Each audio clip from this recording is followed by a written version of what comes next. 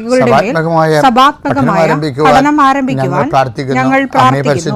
അമ്മേ പരിശുദ്ധമേ, ഭൂസ്വർലോകങ്ങളുടെ രാജ്ഞിയായ അങ്ങേയ്ക്ക് ഭൗമസംരക്ഷണത്തിനായി പ്രപഞ്ചപ്രകൃതിയെ തന്നെ തിരുസഭ പ്രതിഷ്ഠിക്കുവാൻ ഈ പ്രത്യക്ഷീകരണം വഴി ഇടയാക്കണമേ. പരിശുദ്ധമേ, ജപമാല മാതാവേ, സകല കൃപാസനം പ്രാർത്ഥനയോടും ചേർത്ത് ഞങ്ങളിപ്പോൾ പ്രാർത്ഥിക്കുന്ന ഈ കുടുംബത്തിന്റെ പ്രത്യേക നിയോഗം പറ മക്കളെ.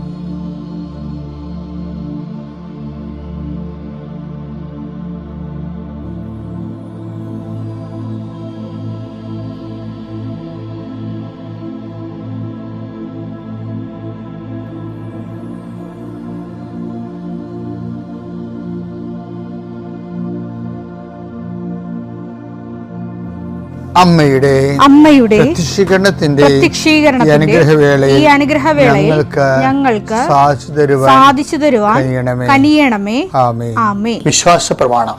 സർവശക്തനായ പിതാവും ആകാശത്തിന്റെയും ഭൂമിയുടെയും സൃഷ്ടാവുമായ ദൈവത്തിൽ ഞാൻ വിശ്വസിക്കുന്നു. അവിടുത്തെ ഏകപുത്രനും ഞങ്ങളുടെ കർത്താവുമായ ഈശോമിശിഹായിലും ഞാൻ വിശ്വസിക്കുന്നു. ഈ പുത്രൻ പരിശുദ്ധാത്മാവിനാൽ ഗർഭസ്ഥനായി കന്യകാമറിയത്തിൽ നിന്ന് പിറന്ന് പൊന്തിയോസ് പീലാത്തോസിന്റെ കാലത്ത് പീഡകൾ സഹിച്ച് കുരിശിൽ തറയ്ക്കപ്പെട്ട് മരിച്ച് അടക്കപ്പെട്ട് പാതാളങ്ങളിൽ ഇറങ്ങി മരിച്ചവരുടെ ഇടയിൽ നിന്ന് മൂന്നാം നാൾ ഉയർത്ത് സ്വർഗത്തിലേക്ക് എഴുന്നള്ളി സർവശക്തിയുള്ള പിതാവായ ദൈവത്തിന്റെ വലതുഭാഗത്തിരിക്കുന്നു. അവിടെ നിന്ന് ജീവിക്കുന്നവരെയും മരിച്ചവരെയും വിധിക്കുവാൻ വരുമെന്നും ഞാൻ വിശ്വസിക്കുന്നു. പരിശുദ്ധാത്മാവിലും ഞാൻ വിശ്വസിക്കുന്നു. വിശുദ്ധ കത്തോലിക്കാ സഭയിലും പുണ്യവാന്മാരുടെ ഐക്യത്തിലും പാപങ്ങളുടെ മോചനത്തിലും ശരീരത്തിന്റെ ഉയർപ്പിലും നിത്യമായ ജീവിതത്തിലും ഞാൻ വിശ്വസിക്കുന്നു. ആമേൻ. സുഖസ്ഥനായ ഞങ്ങളുടെ പിതാവേ, അങ്ങയുടെ നാമം പൂജിതമാകണമേ. അങ്ങയുടെ രാജ്യം വരണമേ. അങ്ങയുടെ തിരുമനസ് സ്വർഗത്തിലെ പോലെ ഭൂമിയിലും ആകണമേ. അന്നു വേണ്ടുന്ന ആഹാരം ഇന്ന് ഞങ്ങൾക്ക് തരണമേ. ഞങ്ങളോട് തെറ്റ് ചെയ്യുന്നവരോട് ഞങ്ങൾ ക്ഷമിക്കുന്നത് പോലെ ഞങ്ങളുടെ തെറ്റുകൾ ഞങ്ങളോടും ക്ഷമിക്കണമേ. ഞങ്ങളെ പ്രലോഭനത്തിൽ ഉൾപ്പെടുത്തരുതേ, തിന്മയിൽ ഞങ്ങൾ രക്ഷിക്കണമേ. ആമേൻ. നന്മ നിറഞ്ഞ മറിയമേ, സ്വസ്തി. കർത്താവ് അങ്ങയുടെ കൂടെ സ്ത്രീകളിൽ അങ്ങ് അനുഗ്രഹിക്കപ്പെട്ടവളാകുന്നു. അങ്ങയുടെ ഉദരത്തിൻ ഫലമായി ഈശോ അനുഗ്രഹിക്കപ്പെട്ടവനാകുന്നു. പരിശുദ്ധ മറിയമേ, തമ്പുരാന്റെ അമ്മേ, പാപികളായ ഞങ്ങൾക്ക് വേണ്ടി ഇപ്പോഴും ഞങ്ങളുടെ മരണസമയത്തും തമ്പുരാനോട് അപേക്ഷിക്കണമേ. ആമേൻ. കർത്താവേ, നിന്റെ ഉന്നതമായ നാമത്തിന് സ്വസ്ഥം ചെയ്യും. കർത്താവേ, നിന്റെ വിശുദ്ധ പൗരോഹിത്യത്തെ മഹത്വപ്പെടുത്തണമേ. കർത്താവെ, സഭയിലുള്ള സാന്നിധ്യം പ്രകടമാക്കണമേ. 40 വർഷം ഞാൻ അർപ്പിച്ച കൃപാന്റെ യുഗതിയാൽ കൃപാസ്ഥാനത്താറെ ജീവനോടെ പ്രത്യക്ഷപ്പെട്ട മാതാവിന്റെ മാധ്യസ്ഥ ഇന്ന് അങ്ങയുടെ മക്കളെ പ്രാർത്ഥന കൂടുന്ന എല്ലാ മക്കൾക്ക് വേണ്ടി പ്രാർത്ഥിക്കുകയാണ്. നിന്റെ കൂടെ അമ്മ ഉണ്ടാവുമെന്ന് നീ ഓർക്കണം ദൈവപൈതലേ. കർത്താവ്, കിടപ്പായിപ്പോയവർ, ഇങ്ങനെ ഒരു ആരോഗ്യമുണ്ട് പക്ഷെ കിടന്നു പോയവർ, ചിലപ്പോൾ അപകടം ഉണ്ടായി കിടന്നു പോയവർ, കർത്താവെ പ്രഷർ വന്ന് കിടന്നു പോയവർ, കർത്താവിൻ്റെ തിരുമുറുവാർന്ന വലതുകരം ആണിപ്പെടുതാടുന്ന അത്ഭുതകരം ആ കിടന്നുപോയ മക്കളുടെ മേൽ ശരീരത്തിൽ തലയ്ക്കപ്പെടട്ടെ. യേശുക്രിസ്തു ഉന്നതമായ നാമത്തിൽ നീ സൗഖ്യം പ്രാപിക്കട്ടെ എന്ന് കൽപ്പിക്കുന്നു. കർത്താവെ, പടലപ്പിണക്കങ്ങളും തൊഴുത്തിൽ കുത്തുമൂലം കുടുംബത്തിൽ കലഹവും കോലാഹലങ്ങളും സമാധാനം നഷ്ടപ്പെട്ട കുടുംബങ്ങൾ ഏത് ഭവനത്തിൽ പ്രവേശിക്കുമ്പോഴും ആ ഭവന സമാധാനം ആശംസിക്കണം.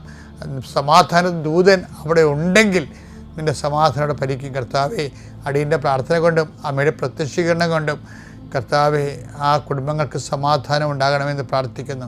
പഠിക്കാൻ പോകുന്ന കുഞ്ഞുങ്ങൾ, പഠിക്കുന്നതിന് വേണ്ടി ഒരുങ്ങുന്ന കുഞ്ഞുങ്ങൾ, കർത്താവെ എന്തെല്ലാം കാര്യങ്ങൾക്ക് വേണ്ടി മക്കൾ വേദനിച്ചുകൊണ്ട് ആശങ്കപ്പെട്ടുകൊണ്ട് കണ്ണുനീരോടെ വിഷമിക്കുന്നുണ്ടോ ആ മേഖലയിലെല്ലാം പരിശുദ്ധാത്മ പ്രവർത്തിച്ചുകൊണ്ട് നിൻ്റെ വിഷയത്തിൽ ദൈവം തീരുമാനമെടുക്കാൻ പോകുന്നു.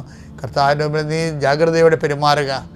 കർത്താവെ, അകലം വിട്ടുപോകുന്നവർ, രാജ്യം വിട്ടുപോകുന്നവർ, വീട് വിട്ടുപോകുന്നവർ, ഞങ്ങൾ കണ്ണുമ്പിളും മറയുന്നവർ കർത്താവിൻ്റെ കൃപയാൽ നിറക്കപ്പെടട്ടെ എന്ന് പ്രാർത്ഥിക്കുന്നു.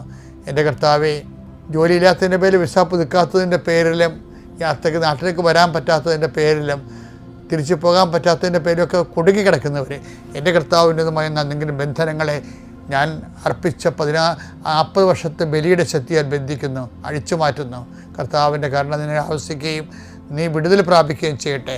I command you in the name of Jesus Christ, you be healed and delivered. പിതാവും പുത്രനും പരിശുദ്ധാത്മാവിശ്വരം നീക്കും. ആമേൻ. എൻ്റെ പ്രിയപ്പെട്ടവരെ, കഴിഞ്ഞ ദിവസങ്ങളിലെ 5 വചനം എടുത്തായിരുന്നു. നമുക്കതൊന്നിലെടുക്കാം. മർക്കോസ് 1:45. എന്നാൽ അവൻ പുറത്തു ചെന്ന് വളരെ കാര്യങ്ങൾ പ്രഘോഷിക്കാനും പ്രസിദ്ധമാക്കാനും തുടങ്ങി. തന്മൂലം പിന്നീട് പട്ടണത്തിൽ പരസ്യമായി പ്രവേശിക്കാൻ യേശുവിന് സാധിച്ചില്ല. അവൻ പുറത്ത് വിജന പ്രദേശങ്ങളിൽ തങ്ങി. ജനങ്ങളാകട്ടെ എല്ലായിടങ്ങളിൽ നിന്ന് അവന്റെ അടുത്ത് വന്നുകൊണ്ടിരുന്നു. ഇതിനകത്ത് എനിക്കിഷ്ടപ്പെട്ട വചനം അറിയാം, തങ്ങി എന്നുള്ള വാക്കാണ്. ഇപ്പം നമ്മൾ കഴിഞ്ഞ ദിവസങ്ങളിൽ പറഞ്ഞത് എന്താണ്? ഒരു വഴി അടഞ്ഞെന്ന് കണ്ടാൽ, അല്ല അവിടെ കലുഷിതമാണെന്ന് കണ്ടാൽ കർത്താവ് വേറെ വഴിയെ പോകും. അതുപോലെ തന്നെയാണ് ഇപ്പോൾ ആ കുഷ്ഠരോഗി സുഖപ്പെട്ടപ്പോൾ അവനോട് പറഞ്ഞായിരുന്ന കർത്താവ്, ആരോടും ചെന്നൊന്നും പറഞ്ഞേക്കരുത് എന്ന് പറഞ്ഞായിരുന്നു. പക്ഷേ ആ അണ്ണൻ പോയി എല്ലാവരോടും പറഞ്ഞ്. അത് കാരണം യേശുവിനെ പരസ്യമായിട്ട് നടക്കാൻ പറ്റുന്നതിനല്ല, യേശുവിനെ ശത്രുക്കൾ യേശുവിനെ അന്വേഷിക്കാൻ തുടങ്ങി. അപ്പോൾ ശത്രുപാളയത്തിൻ്റെ മണം വന്നപ്പോൾ യേശു എന്ത് ചെയ്ത്? പിന്നെ പ്രൊസീഡ് ചെയ്തില്ല. പിന്നെ എന്ത് ചെയ്ത്? അവൻ വിജനപ്രദേശത്ത് തങ്ങി എന്നാണ് പറയണത്. വിജനപ്രദേശം എന്ന് പറഞ്ഞാൽ എന്താണെന്ന് അറിയാമല്ലോ, അത് ഒരേ സമയം തന്നെ ദൈവസന്നിധാനമാണ്. ദൈവസന്നിധാനത്തേക്ക് അവൻ തങ്ങുകയാണ്. നമുക്ക് ചുറ്റും വിഷയങ്ങൾ കോംപ്ലിക്കേറ്റഡ് ആകുമ്പോൾ നമുക്ക് തങ്ങേണ്ടി വരും കർത്താവിൻ്റെ അടുത്ത്. പിന്നെ മുന്നോട്ട് പോകരുത്. ഇപ്പം കേസ് കൊടുക്കേണ്ട കേസാണെങ്കിലും ഇപ്പം ഞാൻ ചിലരോടൊക്കെ പറയും, കേസ് കൊടുക്കേണ്ട, വരട്ടെ, വെയിറ്റ് ചെയ്യും, പ്രാർത്ഥിക്കെന്ന് പറയും. എന്താ കാര്യം? ഇപ്പോഴും നമ്മൾ ഈ കേസ് കൊടുക്കാൻ വേണ്ടി ഇങ്ങനെ വികാരം കൊണ്ട് നിൽക്കുന്ന ആൾക്കാരില്ലേ, അവരുടെ ഇപ്പോഴത്തെ വികാരമാണത്. അപ്പോൾ നമ്മൾ ആ ഒരു അരിശത്തിൽ പോയി അറ്റിച്ചടിക്കഴിഞ്ഞാൽ എന്ത് ചെയ്യും? പിന്നെ നമുക്ക് കുറച്ച് കഴിയുമ്പോൾ കേസ് പരിശുദ്ധാത്മാവ് പ്രവർത്തിക്കാൻ തന്ന സമയത്ത് കേസ് പിൻവലിക്കാൻ തോന്നും. കാര്യം നമ്മൾ അറിയാതെ നമ്മുടെ വക്കീൽ തന്നെയായിരിക്കും അപ്പുറത്തെ വക്കീലും, അല്ലെങ്കിൽ നമ്മുടെ വക്കീലും, നമ്മുടെ വാദിയാണെങ്കിൽ പ്രതിഭാഗം വക്കീലും ഈ നമ്മുടെ വക്കീലും കൂടി ഒരു ക്ലാസ്സിൽ പഠിച്ച ആൾക്കാരായിരിക്കും. ഇവന്മാർ തമ്മിലുള്ള യുദ്ധമല്ലേ കോടതിയിലെ. അപ്പോൾ അവർ എന്ത് ചെയ്യും? അവർ 10 പൈസ ഇവരിൽ നിന്ന് 2 പേരിൽ നിന്ന് ഉണ്ടാക്കിയിട്ട് ആ സംഭവം അവസാനം കൊണ്ട് കോംപ്രമൈസ് ആക്കും. എന്നാൽ പിന്നെ ഇത് ആദ്യം ചെയ്യാൻ പാടില്ലേ, അത് ചെയ്താൽ അവർക്ക് കാശ് കിട്ടുക. അപ്പോൾ അതുകൊണ്ട് ചില സമയത്ത് നമ്മൾ പ്രൊസീഡ് ചെയ്യരുത്. ഇപ്പം നമ്മൾ പറയത്തില്ലേ, എല്ലാവരും പറയുന്നത് ട്രാഫിക് ലോ ഇല്ലേ, സ്റ്റോപ്പ്, ലുക്ക് ആൻഡ് പ്രൊസീഡ് എന്ന്. ട്രാഫിക് ലോ ആണത്. ഒരു റോഡ് കവർ ചെയ്യുമ്പോൾ നമ്മൾ ആദ്യം സ്റ്റോപ്പ് ചെയ്യണം. വന്ന് വരെ അങ്ങോട്ട് കയറി പോകരുത്. ചിലപ്പോൾ ഇടികൊണ്ട് ചിലപ്പോൾ ചമ്മന്തി പരുവത്തിലാവും. അത് സ്റ്റോപ്പ്, പിന്നെ എന്ത് ചെയ്യണം? ലുക്ക്, പിന്നെ എന്ത് ചെയ്യണം? പ്രൊസീഡ്. അങ്ങനെ ട്രാഫിക് ലോ അല്ലേ. പക്ഷേ ബൈബിളിൽ ലോ ലുക്കില്ല എൻ്റെ അടുത്ത്. സ്റ്റോപ്പ് എന്ന് പറഞ്ഞതിന് ശേഷം പിന്നീട് പറയും ഹാൾട്ട് എന്ന് പറയും. അതാണ് തങ്ങുക എന്ന് പറയുന്നത്. Stop, halt and proceed. Halt എന്നാണ് പറയണത്, അല്ലാതെ ലുക്ക് എന്നല്ല പറയണത്. ലുക്ക് എന്ന് പറയുമ്പോൾ അങ്ങോട്ട് നോക്കി നോക്കി വണ്ടി അങ്ങനെ ചാടി പോകും, അതല്ല ഹാൾട്ട്. കാരണം നീ അങ്ങോട്ട് ചെന്നിട്ടും വലിയ കാര്യമൊന്നുമില്ല. അപ്പം നീയല്ലേ പോണത്. റോഡ് ക്രോസ് ചെയ്യണമല്ല ലക്ഷ്യം. റോഡ് ക്രോസ് ചെയ്തിട്ട് നീ എന്ത് ചെയ്യും എന്നുള്ളതാണല്ലോ ലക്ഷ്യം. റോഡ് ക്രോസ് ചെയ്യണ ഒരു മാർഗം മാത്രമല്ലേ. റോഡ് എന്തിനാണ് അപ്പുറത്ത് ചെല്ലണത്, അതല്ലേ ലക്ഷ്യം. അപ്പോൾ അതുകൊണ്ട് ബൈബിൾ പറയും സ്റ്റോപ്പ്, ലുക്ക് ആൻഡ് പ്രൊസീഡ് അല്ല, സ്റ്റോപ്പ്, ഹാൾട്ട് ആൻഡ് പ്രൊസീഡ്. ചില സമയത്ത് ഹോൾട്ട് ചെയ്യണം. കേസൊന്നും കൊടുക്കേണ്ട, അവിടെ നിൽക്കാൻ പറയണം. നിൽക്കട്ടെ, എന്നിട്ട് പ്രെയർ ചെയ്യണം, എംപവർ ചെയ്യണം. നമ്മളെ തന്നെ എംപവർ ചെയ്യണം. നമ്മൾക്ക് വേണ്ടി വാദിക്കാൻ കർത്താവ് ഫീൽഡിൽ വരും.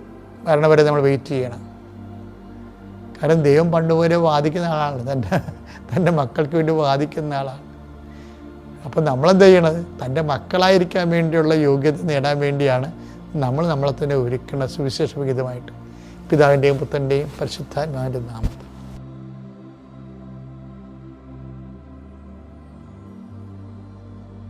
അത്യപൂർവ ദൈവാനുഭവങ്ങൾ ഇനി നിങ്ങൾക്കും സ്വന്തം. ഈ യൂട്യൂബ് ചാനൽ ഇതുവരെ സബ്സ്ക്രൈബ് ചെയ്തിട്ടില്ലെങ്കിൽ ഇപ്പോൾ തന്നെ സബ്സ്ക്രൈബ് ചെയ്യുക. ഈ വീഡിയോ ഇപ്പോൾ തന്നെ നിങ്ങളുടെ സുഹൃത്തുക്കൾക്ക് ഷെയർ ചെയ്തുകൊണ്ട് കർത്താവിൻ്റെ